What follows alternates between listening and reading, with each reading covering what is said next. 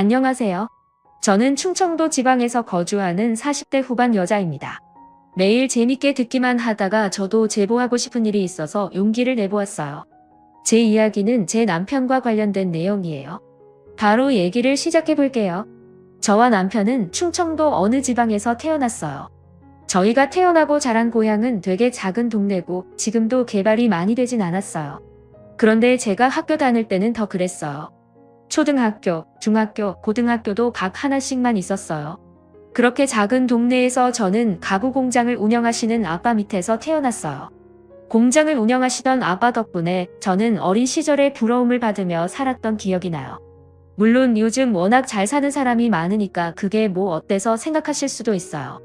하지만 저 시절에 우리 고향에서는 우리 집이 잘 사는 편이어서 친구들이 많이 부러워했어요. 남편은 저와 동갑이고 소꿉친구로 자랐어요. 남편의 아버지가 우리 아버지 공장에서 일하시는 분이었어요. 그래서 공장에서 남편과 저는 뛰어다니며 같이 놀았어요. 그러다 어른들에게 걸리면 불이 나게 도망가고 그랬죠. 그렇게 우리는 취학 전부터 초등학교에 들어가서도 매우 가깝게 지냈어요. 거의 그냥 남매처럼 자랐던 것 같아요. 왜냐하면 저도 남편도 외동이었기 때문에 굉장히 많이 붙어 있었어요. 서로 집에서 밥도 자연스럽게 같이 먹던 날도 되게 많았어요. 시골이었기 때문에 밭이 많았는데 서리도 하고 동네 강아지들과도 뛰어다니고 재미있게 지냈어요. 그대로 남편과 저는 중학생이 되었습니다. 중학생 때는 이제 본격적으로 사춘기가 오는 시기잖아요.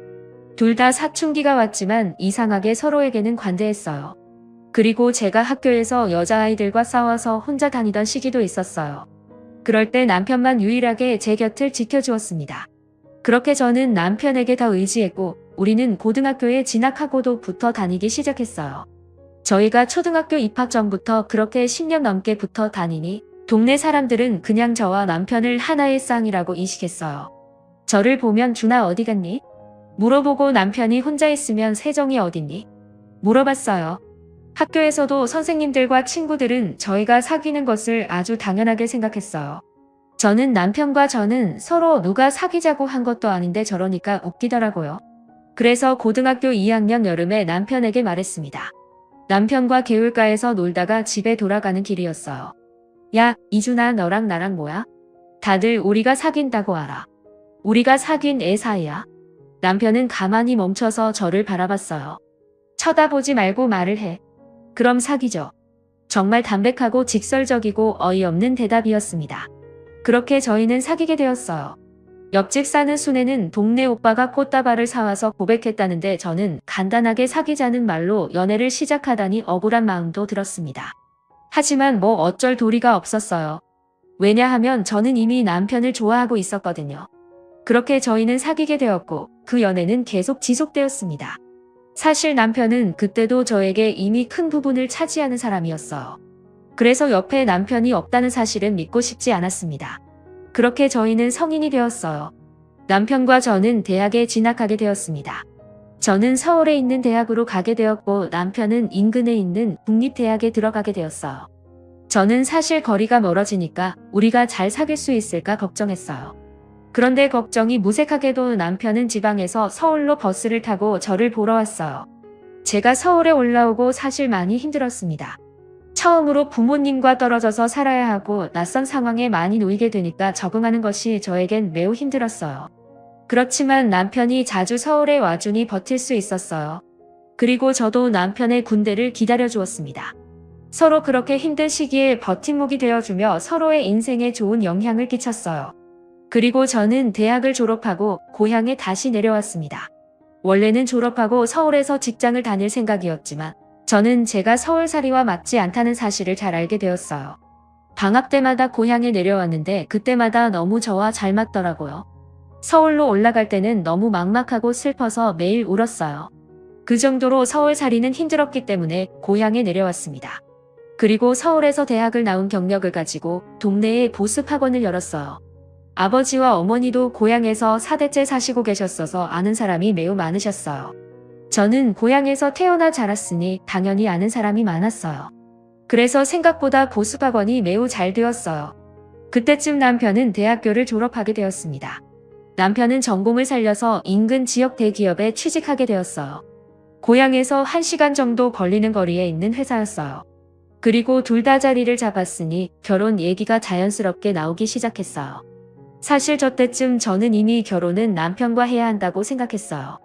워낙 너무 어릴 때부터 붙어 다녔기 때문에 다른 남자와 결혼한다는 것은 상상도 어려웠습니다.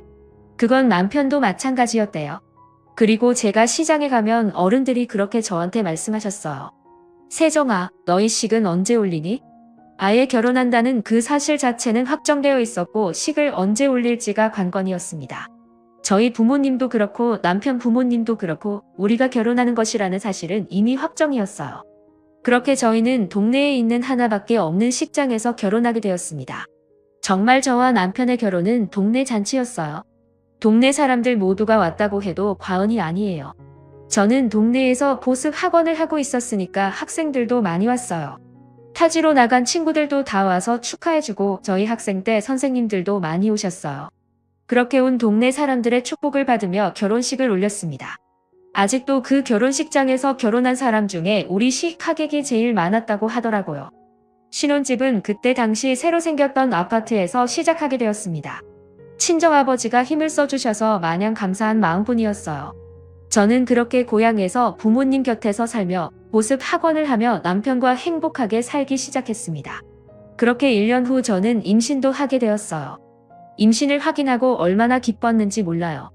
그런데 제가 임신을 했는데 입덧이 굉장히 심했어요.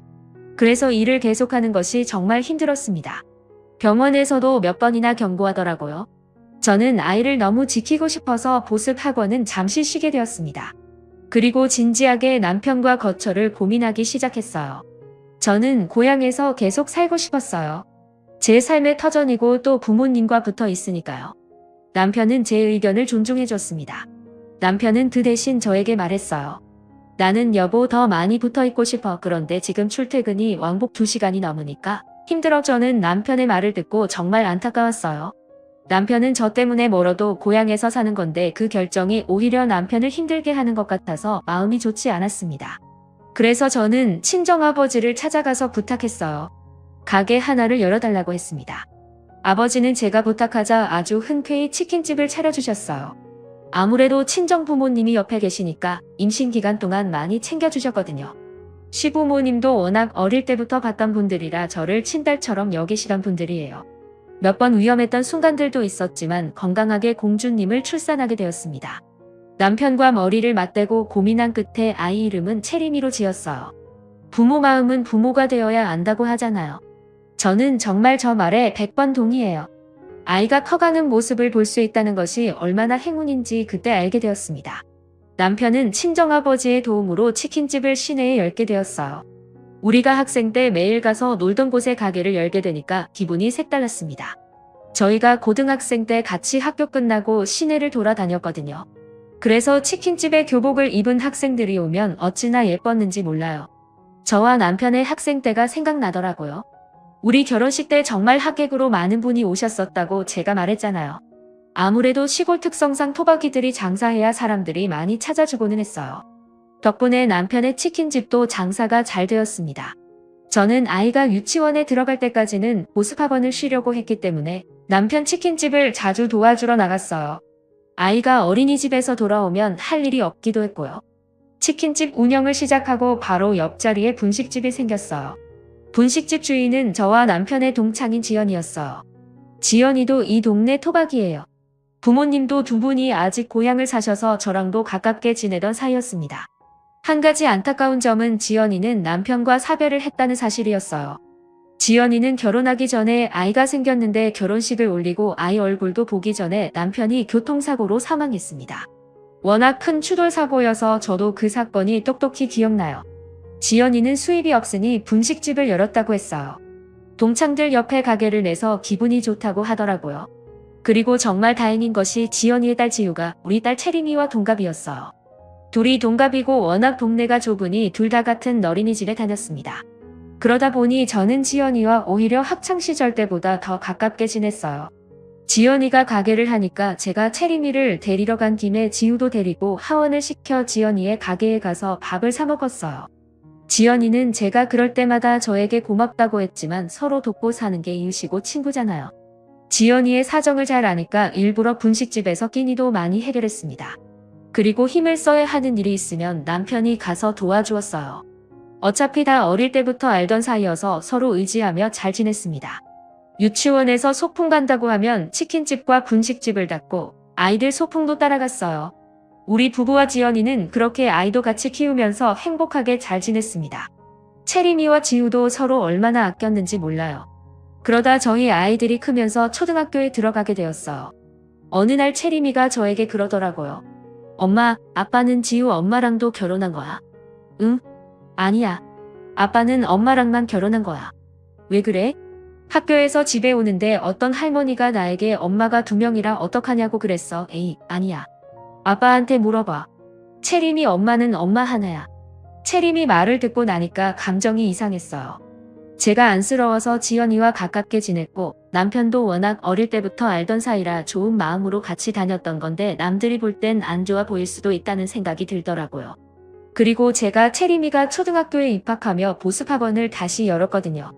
그래서 남편 치킨집에 자주 가지 못했어요. 남편을 굳게 믿었고 또 의심하고 싶지 않았지만 채림이가 저렇게 말하니까 또 여자 마음이란 게 마냥 편하지는 않더라고요. 그래서 다음 날 일부러 학원에서 바로 집으로 가지 않고 치킨집으로 퇴근했습니다. 치킨집에 말을 하지 않고 들어갔더니 거기에 지연이가 있더라고요. 세정아, 무슨 일이야? 남편 가게에 오는데 무슨 일이 있어야 오는 건 아니잖아. 그렇긴 하지. 당연히 장난이야. 기분 나쁜 건 아니지? 나도 장난이야. 괜찮아. 장난이라고 대답은 했지만 기분은 나빴어요. 남편을 쳐다보니 잘 왔다고 수고했다고 하더라고요. 그렇게 남편과 같이 퇴근하고 집으로 가는 길에 제가 기분이 안 좋아 보이자 남편이 먼저 말을 꺼냈습니다. 혹시 지연이 때문에 그런 거야? 여보, 오해 안 했으면 좋겠어. 정말 나는 여보밖에 없는 거 잘 알잖아. 자기를 의심하는 건 아닌데 그냥 동네에서 말이 나올까봐 걱정돼서 그래. 우리가 어릴 때부터 붙어 다녔던 거 기억나지? 여기 사람들 다 우리 사이 아는데 무슨 걱정이야. 내가 더 잘할게. 너무 걱정하지 마. 남편이 저렇게 말해주니까 마음이 놓이더라고요. 그 뒤로 남편 가게에 몰래 찾아가도 지연이는 잘 보이지 않았습니다. 남편이 말을 잘했나 보다 생각이 들어 고맙더라고요. 지연이 분식집에 찾아가도 지연이는 예전처럼 저를 반겨주었어요. 그래서 속으로 내심 미안한 마음이 들었습니다. 아무래도 지역이 좁아서 제가 더 걱정했었어요. 시골 사셨던 분들은 다들 공감하실 텐데 지역사회가 굉장히 좁거든요.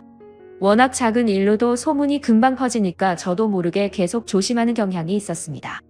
예를 들어 제가 말 한마디를 하면 하루 만에 소문이 다 퍼지더라고요. 또 아무래도 제가 보습학원을 운영하니까 더 그랬던 것 같아요. 학부모들 입김이 세니까 더 뒷말에 예민하게 반응하게 되더라고요. 아이를 낳기 전과 후도 다르더라고요. 예전에는 이 정도까지 조심하지 않아도 괜찮았는데 아이를 낳고 키우니까 조그만 일에도 신경이 곤두서게 되었습니다. 서로 다 아는 사이니까 이런 부분에선 불편한 게 있더라고요. 그래서 마을 사람들 사이에서 무언가 우리 가족의 얘기거리가 되는 게 싫어서 더 예민하게 반응한 것도 분명 맞아요. 아무래도 부모님도 다 한 지역에 사니까 그런 것 같아요. 친정아버지가 공장을 운영하신다고 하셨잖아요. 동네 사람 중에 공장에 다니시는 분들이 꽤 있으세요. 그래서 어딜 가도 공장 하면서 아는 척을 하시거든요. 사실 그래서 학창시절에는 그게 참 싫었습니다. 슈퍼를 가도 아버지 공장 안부를 물으시고 버스에 타도 기사 아저씨가 아버지 안부를 물으셨거든요. 그런데 저도 익숙해졌는지 이제는 적응이 된 것 같았어요. 아무튼 그렇게 이 사건은 지나갔습니다. 남편도 저에게 잘했고 채림이도 학교 생활을 워낙 잘해서 큰 걱정 없이 잘 살고 있었어요. 그런데 어느 날 지연이가 한밤중에 울면서 전화가 오더라고요. 남편한테 전화한 것을 제가 받았습니다. 지연아, 무슨 일 있어? 이 새벽에 세정아, 나 어떡하니? 우리 아버지 돌아가셨어. 나 어떡해? 뭐? 어디야? 우리가 거기로 갈게. 여기 땡땡 장례식장이야. 나 정말 너무 슬퍼. 저는 급하게 남편을 깨웠어요. 비몽사몽으로 일어나는 남편에게 지연이 아버지가 돌아가셨다고 전했습니다. 남편은 정말 놀라더라고요. 그렇게 우리 부부는 장례식장으로 바로 갔어요. 지연이가 울면서 우리를 맞이하더라고요. 저는 지연이를 안아주며 위로했습니다. 지연이 아버지는 저도 어릴 때부터 봤던 분이셨어요. 워낙 호탕하신 분이셨는데 자다가 심장마비로 돌아가셨다고 하더라고요. 지연이가 너무 놀란 것 같아서 안심시키려고 노력했던 기억이 나요. 연락을 받은 사람들이 하나 둘씩 오기 시작했어요. 그렇게 저도 장례식장에서 지연이를 많이 도와주었습니다. 지연이도 외동이라 도와주는 사람이 많이 없었거든요. 남편이 아무래도 남자니까 많이 나서는 상황이 있었어요. 그런데 제가 약간 기분이 나빴던 것은 남편을 지연이 남편으로 오해하는 사람들이 있었어요. 제가 정말 어이가 없었던 부분은 지연이가 그걸 듣고도 부정하지 않더라고요. 이미 오해한 사람들이 있는데 굳이 정정하지 않는 모습을 보며 저는 속으로 기분이 나빴습니다. 하지만 장소가 아무래도 장례식장이니까 제 기분을 티내지 않으려고 노력했어요. 지연이는 아버지가 돌아가신 충격이 매우 컸던 것 같아요. 우리 남편에게 많이 기대더라고요. 저는 그걸 보면서 이건 아닌 것 같다 느끼면서 기분이 나빴지만 장례식이 끝나고 얘기해야지 하며 넘겼습니다. 지금 와서 생각해보면 절대 그냥 넘기지 말았어야 했어요. 제가 기분이 안 좋아 보이는 것을 눈치챘는지 남편이 저에게 다가왔어요. 여보, 장례식장이잖아. 설마 오해하는 거야? 내가 뭘 하니 너무 표정이 안 좋아 보여서. 기분이 좋지는 않지. 남편은 오해하지 말라며 저를 안아주었습니다. 그러면서 미안하다고 사과하길래 그냥 장례식장 사건도 이대로 넘겼어요. 사실 뭐라고 한마디 하고 싶었지만 장소 때문에 어쩔 수 없었어요. 그렇게 지연이 아버님이 돌아가신 후 지연이는 눈에 띄게 우리 남편을 부르기 시작했어요. 남편도 죽고 아버지도 죽고 자기는 옆에 있는 사람들이 자꾸 떠나간다고 너무 슬프다고 우리 집에 찾아와서 울기도 했어요. 저는 물론 지연이의 상황은 안타까웠어요. 하지만 너무 자주 저러니까 부담스러운 마음이 들었습니다. 그래서 진지하게 이사도 생각하기 시작했어요.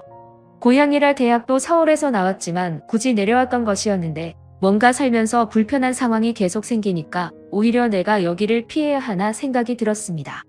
그래서 친정엄마한테 얘기를 터놓았어요. 내가 편한 대로 하렴.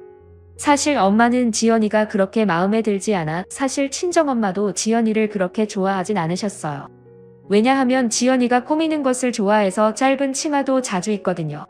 저야 멋도래니까 괜찮았지만 아무래도 시골 어른들 눈에는 애엄마가 저러고 다니니 뒤에서 말이 많이 나왔나 보더라고요. 그리고 지연이가 성격이 되게 좋아서 여기저기 말도 많이 붙이는 편이에요. 그래서 아는 사람도 많고 어딜 가도 살갑게 얘기를 많이 하는데 그걸 안 좋게 보는 분들이 많았어요. 예전에는 엄마가 저에게 저런 말을 꺼내시면 제가 하지 말라고 했거든요. 지연이는 제 친구잖아요.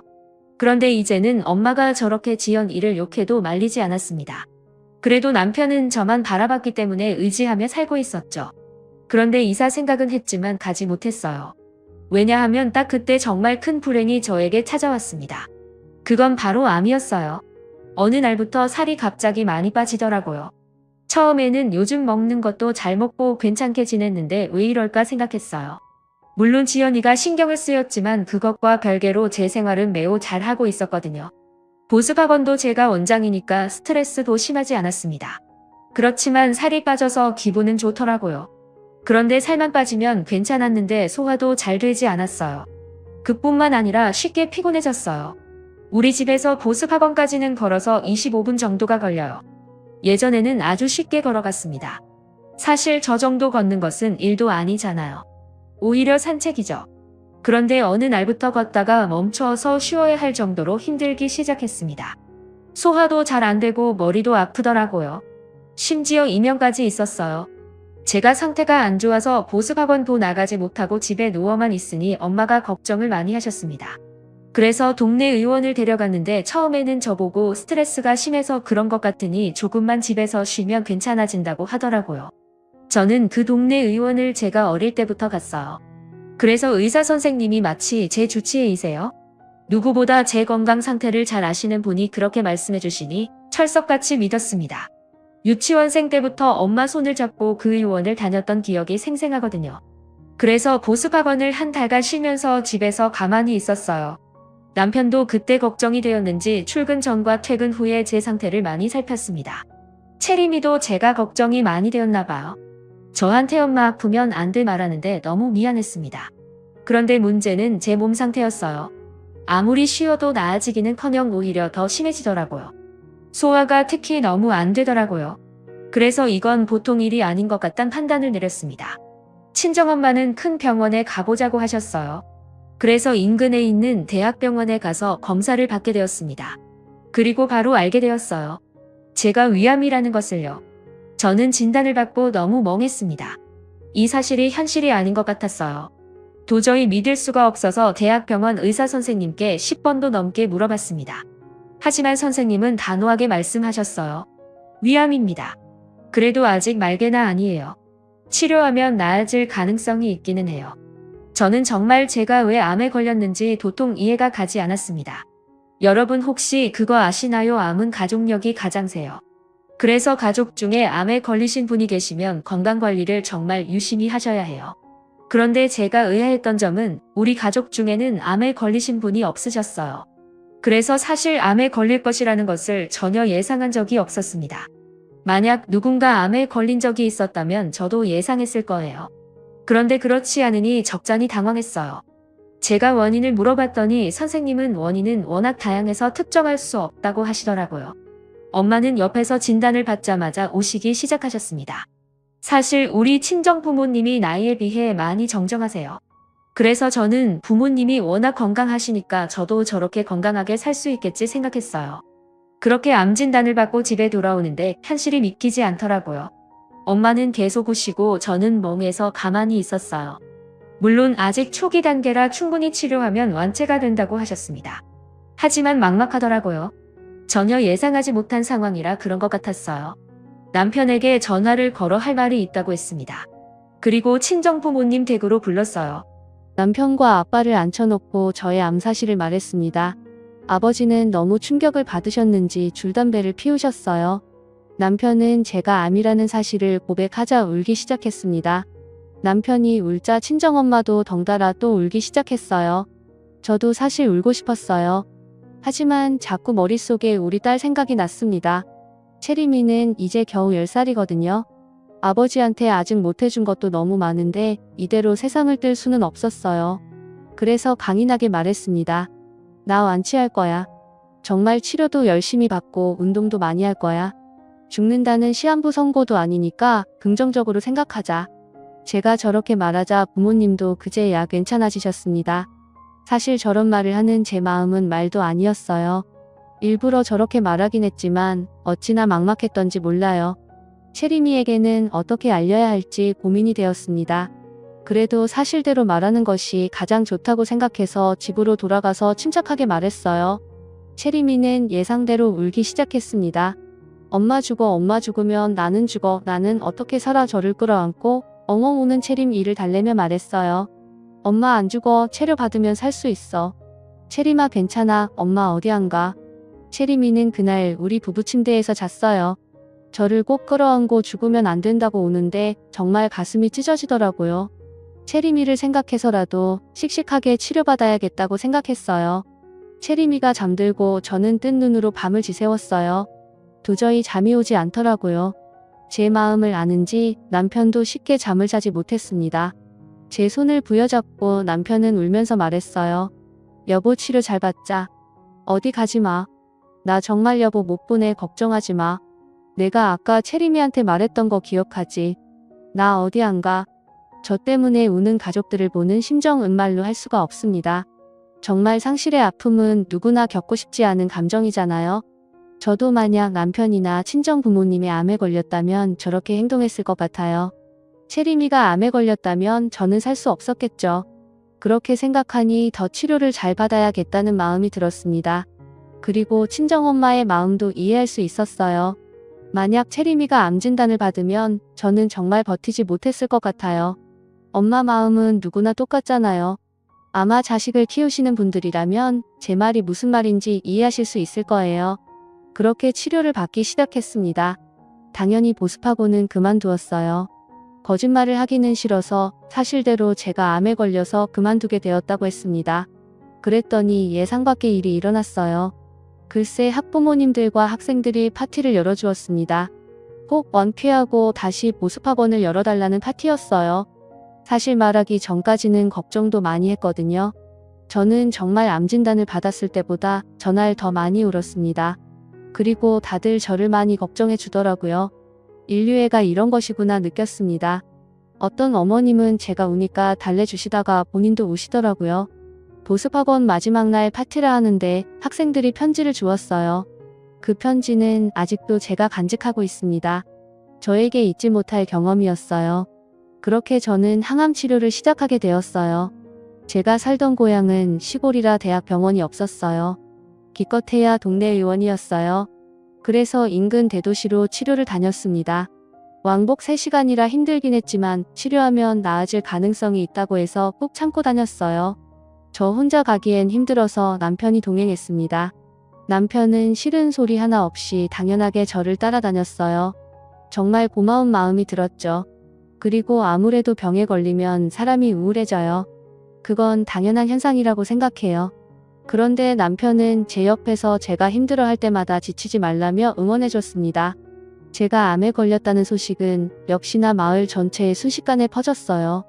다들 제가 지나가면 한마디씩 하더라고요. 조기에 발견해서 다행이네. 금방 나을 수 있어. 걱정하지 마. 어쩌다 걸린 거래요. 많이 아픈가요? 우리 집사람도 암에 걸렸었는데 치료하니까 낫더라. 너무 상심하지 마. 식당에 들어가거나 세탁소만 가도 저에게 암에 대한 말을 하더라고요. 처음엔 응원해 주시는 것이 좋았지만 나중엔 제 한몸 추스르기도 힘든데 부담스럽더라고요. 물론 치료하면 요즘은 완치가 된다지만 그 과정이 고통스러워요. 그래도 채림이가 엄마 아프지 말라고 저를 볼 때마다 얘기하고 힘들어해서 채림이를 보고 견딜 수 있었습니다. 엄마 많이 아프면 말해. 엄마 나는 나중에 의사가 될 거야. 그래서 엄마가 그때까지 낫지 않으면 내가 고쳐줄 거야. 정말 제 딸이지만 너무 사랑스러워요. 제가 치료를 받으러 대학병원에 가면 남편은 치킨집 자체를 닫았어요. 일하는 직원도 있어서 열어도 되는데 굳이 문을 닫고 저한테만 신경 써주니까 저는 얼마나 고마웠는지 몰라요. 그런데 어느 날 친정엄마가 저를 조용히 집으로 불렀습니다. 엄마 왜 그래요? 무슨 일 있어? 세정아 놀라지 말고 잘 들어. 너희 남편 바람났어.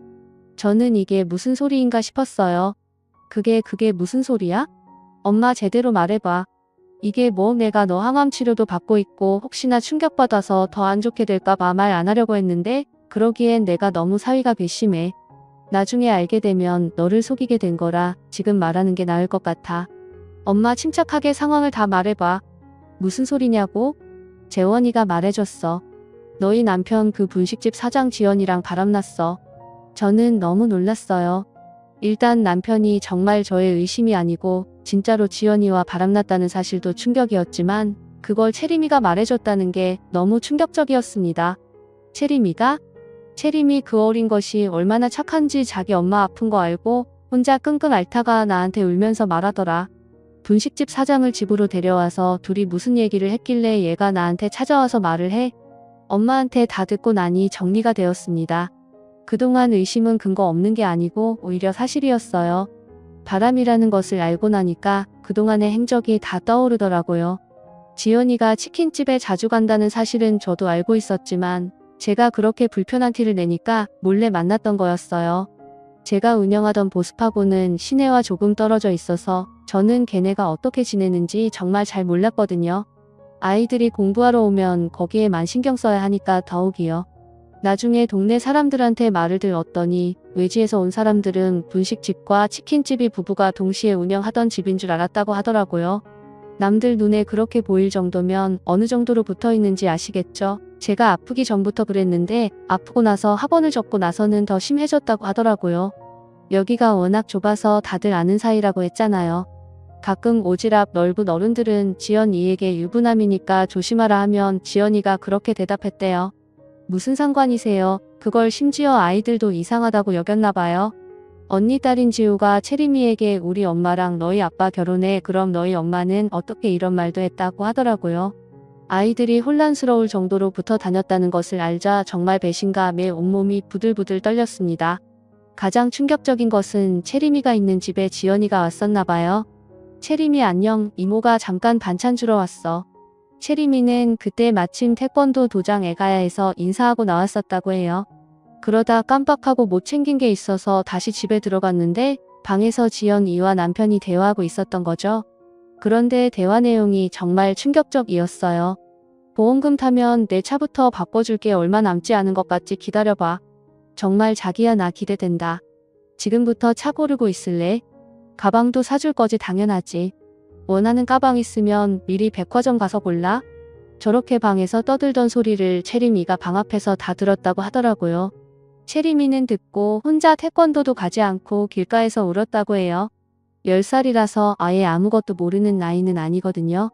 그래서 처음엔 혼자만 알고 있으려고 하다가 외할머니 그러니까 우리 친정엄마한테 가서 말한 거라고 했어요. 저는 정말 그걸 다른 사람도 아니고 우리 딸이 들었다고 생각하니까 억장이 무너졌습니다. 남편과 지연이에 대한 배신감은 말로 할 수가 없었어요. 정말 지연이가 괘씸했던 것은 제가 중간에 불편한 티를 내면 장난이라고 저를 긁었잖아요. 그래놓고는 뒤에서 남편하고 제 얘기를 했을 거라는 것을 떠올리니까 너무 충격이었어요. 쟤들은 저를 얼마나 바보처럼 알았겠어요. 그리고 남편에 대한 배신감은 정말 제 인생 자체를 부정당하는 느낌이었습니다. 남편과 저는 소꿉 친구였잖아요. 기억도 잘 안 나는 아주 어린 시절부터 함께였어요. 미취학 아동 시절부터 학창 시절 내내 붙어 다녀서 그냥 남편은 제 전부였습니다. 저는 남편만큼 저를 이해해주는 사람은 이 세상에 없다고 생각했어요. 힘든 일이 있으면 남편에게 가장 먼저 말하고 기쁜 일이 있어도 남편에게 가장 먼저 전했어요. 저는 당연히 제 인생의 한 부분을 아니 어쩌면 모든 부분을 차지했다고 생각했는데 정말 너무 충격이더라고요. 제 앞에서는 제가 암에 걸렸다니까 손을 부여잡고 울고 또 언제는 밥을 먹다가 혼자 우는 거예요. 제가 너무 당황해서 여보 갑자기 왜 우는 거냐고 물어보니까 남편이 울면서 말했어요. 이런 평범한 일상이 나중에 가면 그리워질까봐 그게 무서워. 나는 여보랑 채림이랑 이렇게 평생 행복하게 도란도란 살고 싶었는데 갑자기 밥을 먹다가 저러니까 저도 너무 당황했지만 말이 너무 슬퍼서 그 말을 듣고 같이 울었습니다. 채림이도 당연히 울었고요. 이렇게 셋이 밥 먹다가 울기도 했었는데 그게 다 가식이라는 거잖아요. 배신도 이런 배신이 있을까요? 저는 엄마한테 내 남편이 바람났다는 사실을 듣고 정말 멍했습니다. 화를 낼 기운도 없고 그냥 이게 현실이 아니었으면 좋겠다는 생각만 들었어요. 그리고 제 눈으로 직접 확인해야 할 것 같았어요. 다른 사람도 아니고 제 남편이 저를 두고 바람을 피웠다는 사실이 정말 믿기지 않았습니다. 물론 채림이가 말한 거니까 틀린 말은 아닐 것이고 저도 몇 번이나 이상하다고 생각했지만 그게 의심으로 남을 때랑 직접 확인하는 것은 완전히 다른 얘기잖아요. 그래서 바로 그 길로 남편 치킨집으로 갔어요. 여보 무슨 일이야? 오늘 집에서 쉰다며? 저는 그런데 남편이 웃으면서 저를 보니까 눈물이 나오더라고요. 차마 확인받고 싶지 않았던 마음이 커서 그랬던 것 같아요. 만약 물어봐서 그게 사실이라면 저 웃음조차 거짓이라는 거잖아요. 저는 정말 그래서 그냥 치킨집 한가운데서 갑자기 울음이 터졌습니다. 손님들도 있었지만 그건 신경 쓰이지 않았어요. 그냥 제 감정이 우선이었습니다. 여보 왜 그래 많이 아파 지금 병원 갈까 남편이 달려와서 제 어깨를 감싸며 물었어요. 그런데 순간 역겨운 마음이 들더라고요. 제 앞에서는 이렇게 연기를 하고 뒤에서는 또 지연이에게 차를 사주니 가방을 사주니 그런 얘기를 한다는 거잖아요. 그래서 남편의 손을 뿌리치고 단도직입적으로 물었습니다. 야 너 바람났어. 그것도 지연이라 네가 사람이야. 말하다 보니 화가 급속도로 올라오더라고요. 그래서 소리를 지르며 말했어요. 바람 네가 날 두고 바람 미쳤어. 남편은 심하게 당황하더라고요. 무슨 소리야. 아니 내가 무슨 바람이야 말이 되는 소리를 해? 왜 그래 정말 많이 아프면 병원에 가자. 남편은 저를 억지로 밖으로 데리고 나왔어요. 가게에 손님들이 있어서 그런 것 같았는데 저는 참을 수가 없었습니다. 지연이가 다 말했어. 네가 지연이한테 내 보험금으로 가방 사고 차도 사준다고 했다며? 야 네가 인간이야. 남편은 진정하고 집에 가서 얘기하자고 했어요. 길거리에서 사람들이 다 쳐다봤지만 알바 아니었습니다. 친정엄마가 제가 걱정됐는지 따라오셨나 봐요. 옆에 와서 제 남편을 밀치고 울면서 말했어요. 지연아 정말 네가 어떻게 그래. 다른 사람도 아니고 네가 내 딸 어떻게. 남편은 심하게 당황했어요. 저는 치킨집 바로 옆에 있는 분식집으로 향했습니다. 어느덧 사람들이 많이 모여 있었어요. 다들 한마디씩 하더라고요. 진짜 바람이야. 대박. 그럴 줄 알았어. 아니 어쩐지 분식집 사장이 그렇게 치킨집에 많이 들어가더라. 저는 분식집 문을 열었는데 글쎄 지연이가 안에 있으면서 문을 잠갔더라고요. 문이 투명해서 안이 다 보였는데 싱크대 밑에 숨었는지 손님들만 당황해서 어쩔 줄은 몰라더라고요. 안에 있던 손님이 문을 열어줘서 저도 안으로 들어갔어요. 야, 이지연, 나와. 친정엄마도 들어와서 지연이를 같이 찾았습니다. 역시나 싱크대 밑에 있더라고요. 제가 지연이에게 네가 어떻게 그러냐고 따지니까 지연이는 생각보다 덤덤했어요. 아니, 오히려 뻔뻔했어요. 저렇게 뻔뻔해야 유부남과 바람이 나는가 봐요. 너희 남편이 내가 좋다는데 어떡하니? 그럼 남편 관리를 잘하던가? 너 그게 나한테 할 말이야. 못할 말은 아니잖아. 그리고 가게 나가줬으면 좋겠는데 계속 그러고 있으면 영업방해로 경찰에 신고할 거야. 너무 뻔뻔한 모습에 저는 눈물이 나왔습니다. 남편은 아니라고 부인했지만 지연, 네가 확인을 해준 거잖아요. 아니라고 믿고 싶었는데 사실이라니 정말 슬펐어요. 하필 내 남편의 불륜 상대가 나도 알고 심지어 친하게 지내던 친구라니 이게 진짜 말이 되나요? 여러분, 그동안 저를 두고 뒤에서 얼마나 그들끼리 즐거웠을까요? 그걸 생각하니 더 마음이 아팠습니다. 심지어 우리는 아이도 있었잖아요. 각자 딸도 있고 2명이 동갑이라 친하게 지냈는데 도대체 무슨 마음이 길래 불륜을 저지른 건지 궁금했습니다. 지연이의 뻔뻔한 말에 친정엄마는 충격을 받아서 쓰러지셨죠. 정말 난장판이 따로 없었습니다. 사람들도 지연이에게 한마디씩 했어요.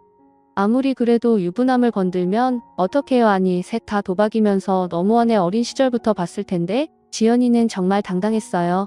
나가세요. 영업방해로 당신들 다 신고할 거야. 그리고 정말 경찰이 신고했는지 순찰차가 왔습니다. 저는 정말 너무 허탈하고 충격이 컸어요. 저는 친정부모님 댁으로 가서 누워 있었습니다. 도저히 집에 갈 수가 없었어요. 우리 집에 지연이가 들어왔다는 사실을 듣고 나니까 꼴 보기도 싫었습니다. 채림이는 제 옆에 딱 달라붙어 있었어요.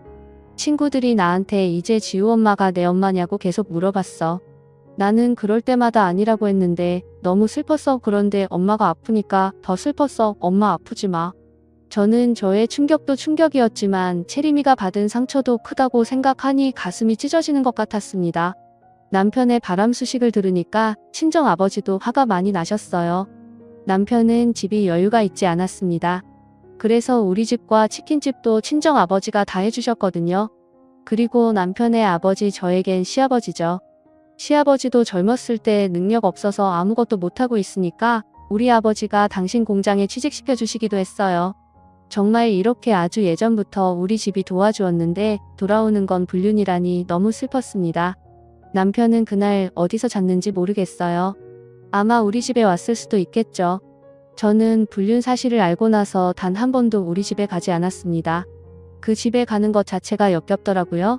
어차피 집은 저희 아버지가 해주신 거라 제 명의여서 그대로 부동산에 말했어요. 헐값에 내놨으니 금방 팔릴 거라고 하더라고요. 부동산 사장님도 저에게 위로의 말을 건네더라고요. 이미 소문이 퍼진 것 같았습니다. 하지만 제 잘못은 아니니까 그냥 씁쓸하게 웃기만 했어요. 집은 외지인이 우리 고향에 올 예정이었는데 그분이 사셨습니다. 집이 팔렸으니 남편은 나가야 하잖아요.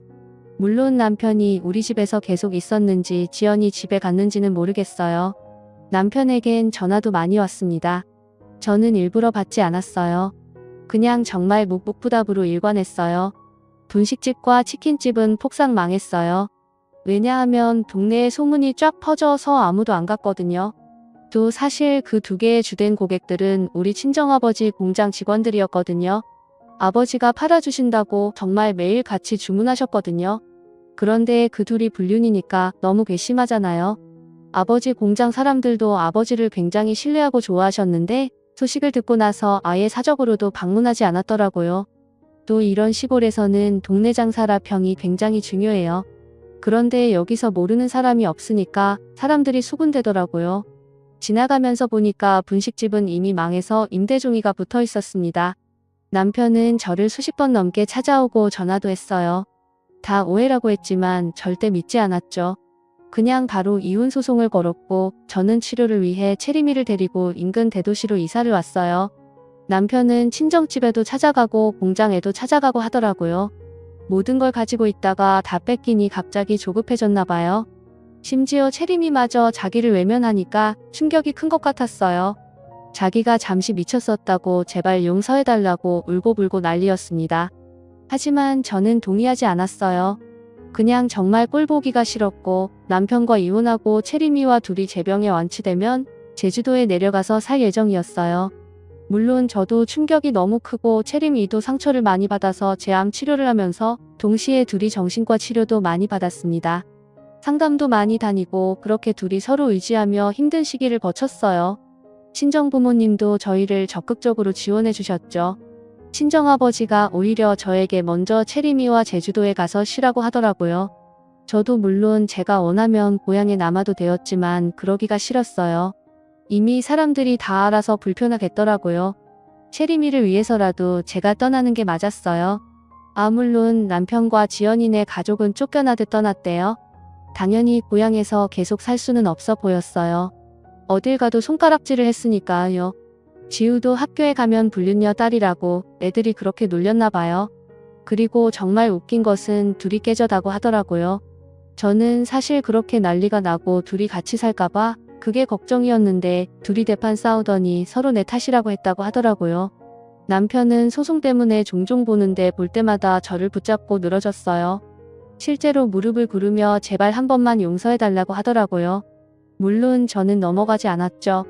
지연이는 어떻게 사는지 저도 모르겠어요. 지우를 데리고 야밤에 도망갔다는 말만 들었습니다. 그렇게 몇 년의 시간이 흘러서 저는 완치라는 판정을 받게 되었어요. 정말 의사 선생님 입에서 완치라는 말이 나오는데 얼마나 감격스러웠는지 몰라요. 환자분 의지가 상당히 강하셔서 빨리 나으셨습니다. 축하드려요. 그래도 주기적으로 검사는 꼭 해주셔야 해요. 다시 발생할 가능성이 있긴 했지만 일단 지금은 제 몸에 암세포가 없다고 했어요. 정말 얼마나 기뻤는지 세상이 아름다워 보였어요.